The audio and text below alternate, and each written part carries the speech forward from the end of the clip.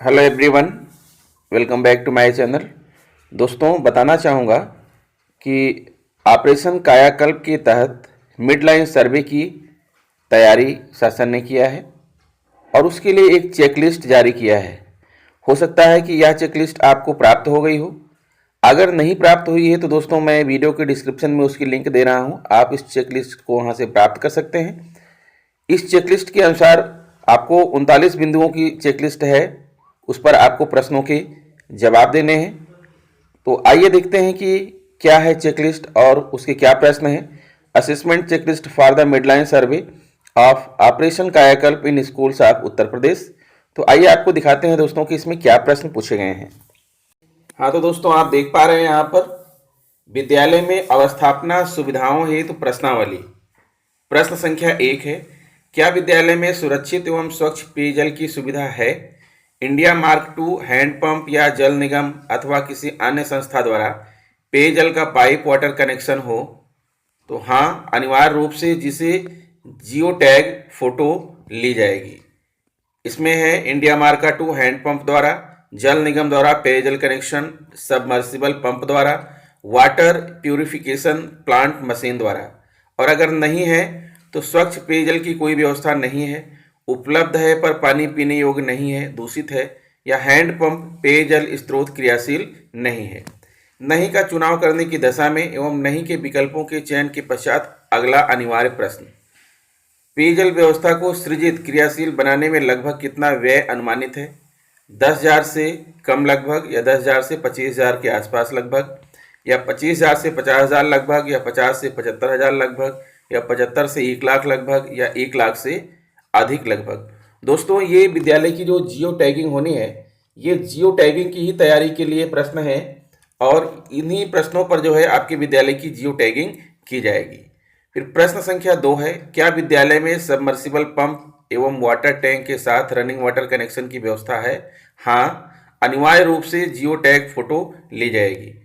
पृथक submersible pump स्थापित है। पूर्व से निर्मित हैंड पंप में मोटर पंप के माध्यम से जलापूर्ति, जल निगम के कनेक्शन के माध्यम से जलापूर्ति।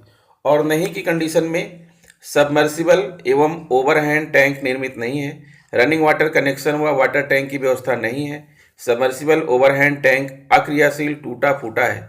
नहीं का चुनाव करने की दशा में एवं नहीं के विकल्पों के चयन के पश्चात अगला अनिवार्य प्रश्न है, रनिंग वाटर व्यवस्था को सृजित क्रियाशील बनाने में लगभग कितना व्यय अनुमानित है? 10,000 से कम, 10 से 25, 25 से 1 लाख, या 1 लाख से अधिक। फिर प्रश्न संख्या 3 है, क्या बालकों के लिए क्रियाशील एवं प्रयोग योग्य शौचालय लैट्रिन उपलब्ध है? हाँ, तो अनिवार्य रूप से जियो टैग की फोटो ली जाएगी। यदि हाँ तो शौचालय सीट की संख्या कितनी है? 1, 2, 3, 4 या 5 या 5 से अधिक। और नहीं की कंडीशन में शौचालय की कोई व्यवस्था नहीं है, शौचालय अत्यधिक गंदगी कारण प्रयोग योग्य नहीं है, शौचालय क्रियाशील नहीं है, टूटे फूटे हैं। नहीं का चुनाव करने की दशा में एवं नहीं के विकल्पों के चयन के पश्चात अगला अनिवार्य प्रश्न, बालक शौचालय व्यवस्था को सृजित या क्रियाशील बनाने में लगभग कितना व्यय अनुमानित है? 10,000 से कम, 10 से 25, 25 से 50 या 50 से 75,000। फिर चौथा प्रश्न है, क्या बालिकाओं के लिए प्रयोग योग्य एवं क्रियाशील शौचालय लैट्रिन उपलब्ध है? हाँ, अगर हाँ तो अनिवार्य रूप से जियो टैग फोटो ली जाएगी। यदि हाँ तो मूत्रालय की संख्या कितनी है? 1, 2, 3, 4, 5 या 5 से अधिक। और नहीं की दशा में शौचालय की कोई व्यवस्था नहीं है, शौचालय अत्यधिक गंदगी के कारण प्रयोग योग्य नहीं है, शौचालय क्रियाशील नहीं है, टूटे फूटे हैं। नहीं का चुनाव करने की दशा में एवं नहीं के विकल्पों के चयन के पश्चात अगला अनिवार्य प्रश्न है, बालिका शौचालय व्यवस्था को सृजित क्रियाशील बनाने में लगभग कितना व्यय अनुमानित है? 10,000 से कम, 10 से 25, 25 से 50 या 50 से 75। प्रश्न संख्या 5, क्या बालकों के लिए प्रयोग योग्य एवं क्रियाशील मूत्रालय यूरिनल उपलब्ध है? हाँ, हाँ की दशा में अनिवार्य रूप से जियो टैग फोटो ली जाएगी। कितने मूत्रालय यूरिनल यूनिट निर्मित हैं? 1, 2 या 2 से अधिक। नहीं की दशा में मूत्रालय यूरिनल की कोई व्यवस्था नहीं है, मूत्रालय यूरिनल अत्यधिक गंदगी के कारण प्रयोग योग्य नहीं है, मूत्रालय क्रियाशील नहीं है, टूटे फूटे हैं। नहीं का चुनाव करने की दशा में नहीं के विकल्पों के चयन के पश्चात अगला अनिवार्य प्रश्न, बालक यूरिनल व्यवस्था को सृजित क्रियाशील बनाने में लगभग कितना व्यय अनुमानित है? 10,000 से कम, 10 से 25, 25 से 40,000। फिर प्रश्न संख्या 6 है, क्या बालिकाओं के लिए प्रयोग योग्य एवं क्रियाशील मूत्रालय यूरिनल उपलब्ध है? हाँ, तो हाँ की दशा में अनिवार्य रूप से जियो टैग फोटो ली जाएगी। कितने मूत्रालय यूरिनल यूनिट निर्मित है? 1, 2 या 2 से अधिक। और नहीं की दशा में मूत्रालय की व्यवस्था नहीं है, या मूत्रालय गंदगी के कारण प्रयोग योग्य नहीं है, या मूत्रालय क्रियाशील नहीं है, टूटे फूटे हैं।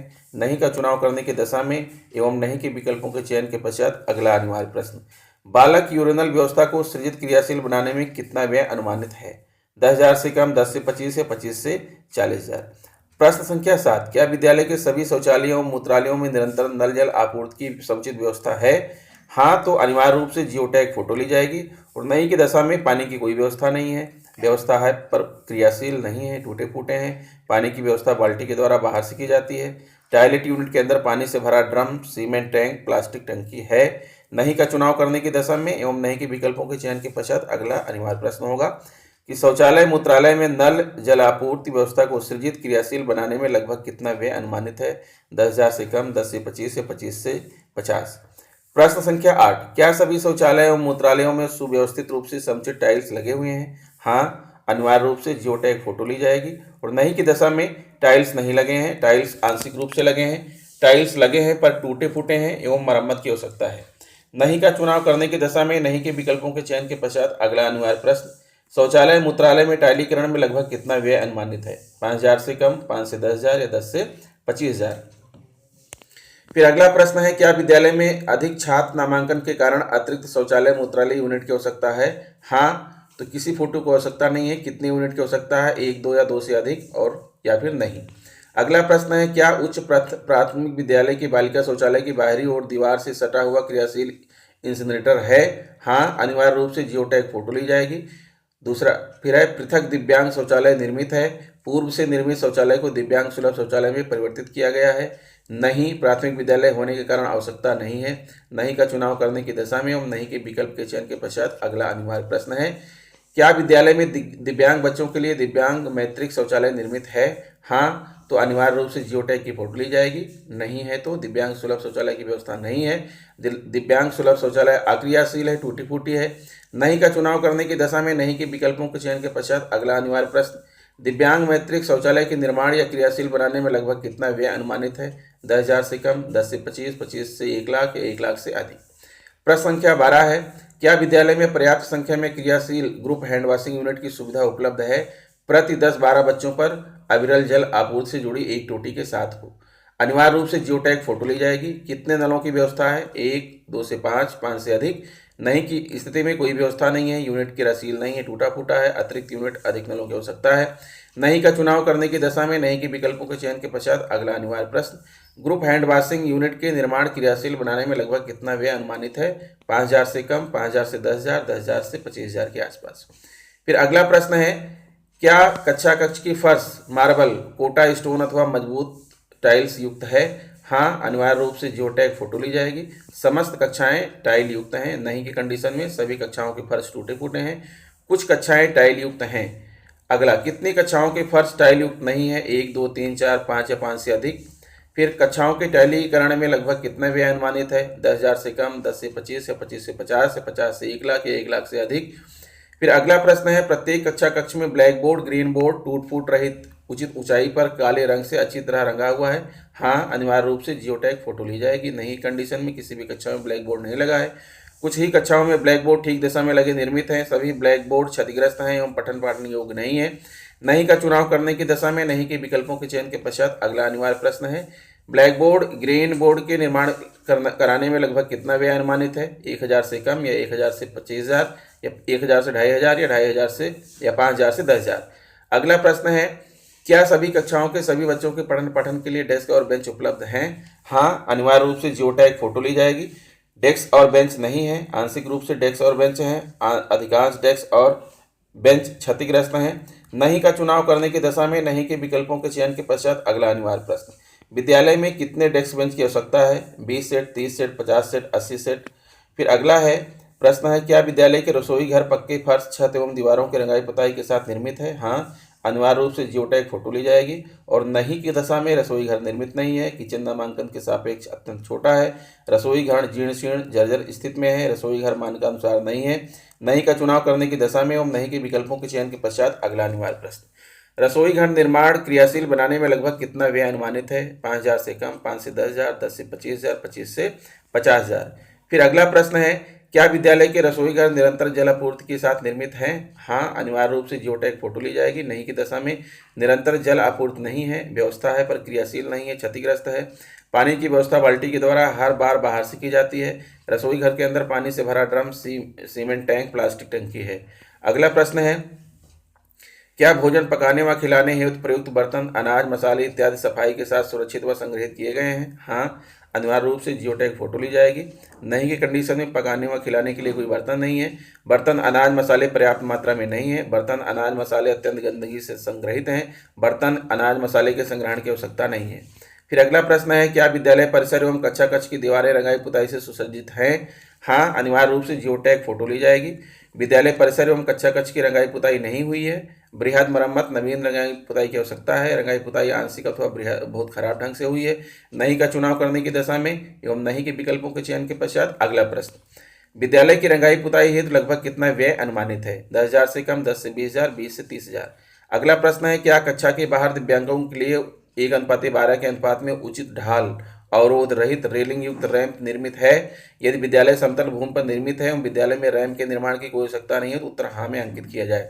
हाँ, अनिवार्य रूप से जियोटैग फोटो ली जाएगी।